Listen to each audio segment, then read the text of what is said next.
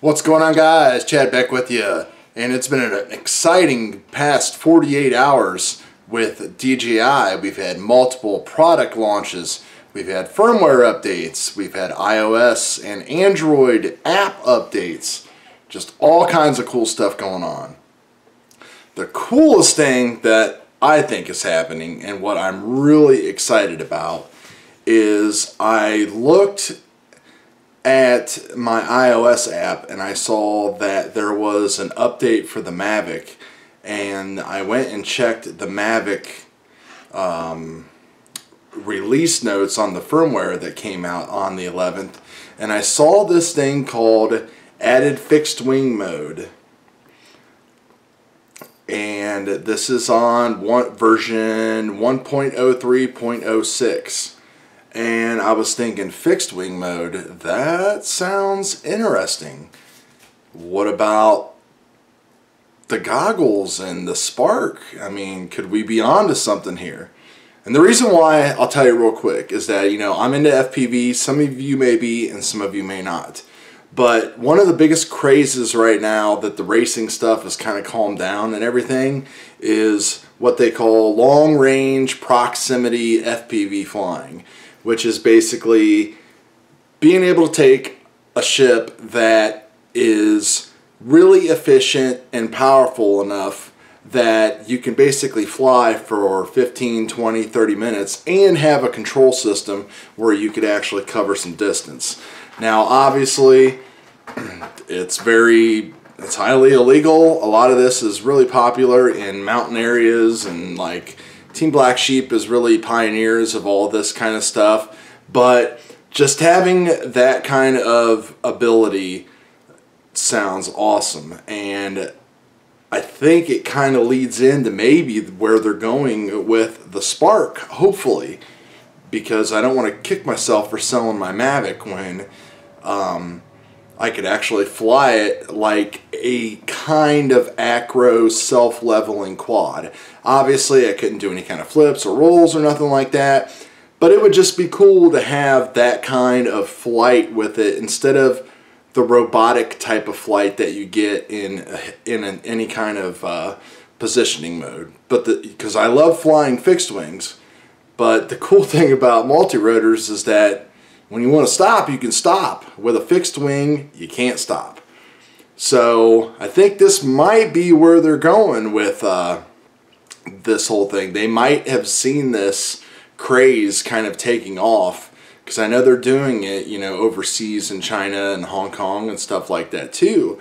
So I'm hoping that this is a start. Now, I've seen a couple of videos out there already of people using it. Some people really just don't understand it. I mean, they're saying that the gimbal's broke because it's locked onto the horizon. I mean, when you're flying a fixed wing airplane, that's kind of what's supposed to happen.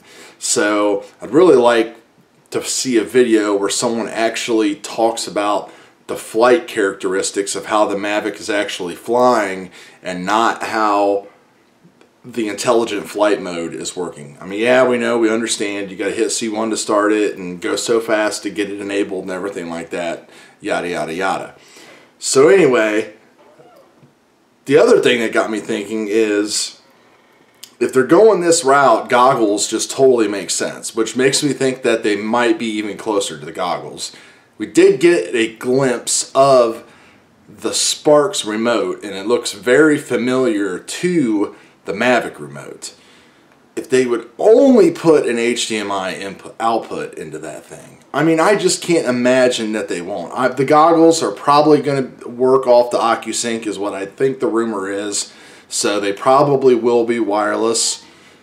So, you know, that means that you're going to have to pay, you know, obviously you're going to have a MAVIC or something like that, and us people that are flying Phantoms and stuff now are probably going to be sticking to using things like the Avignon glyphs and everything, which is fine, but there's no fixed wing mode in the Phantoms yet. You can lock the gimbal and go into FPV mode, but you're still in that robotic GPS guided kind of flight. So anyway, I really hope that my speculation is kind of going to come into I guess some truth, just because it would be really awesome to have the small craft like the size of the Mavic or the Spark and be able to truly put it into an assisted flight mode where you could just fly around like you were flying a fixed wing aircraft,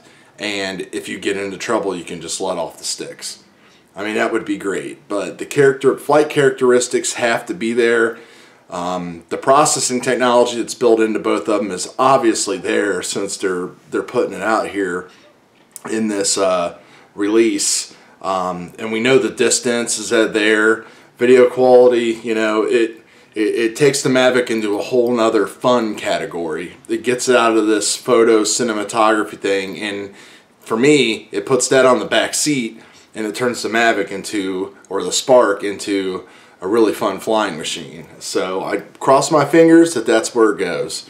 So anyway, that's just a little bit of talk and speculation. Let me know what you think.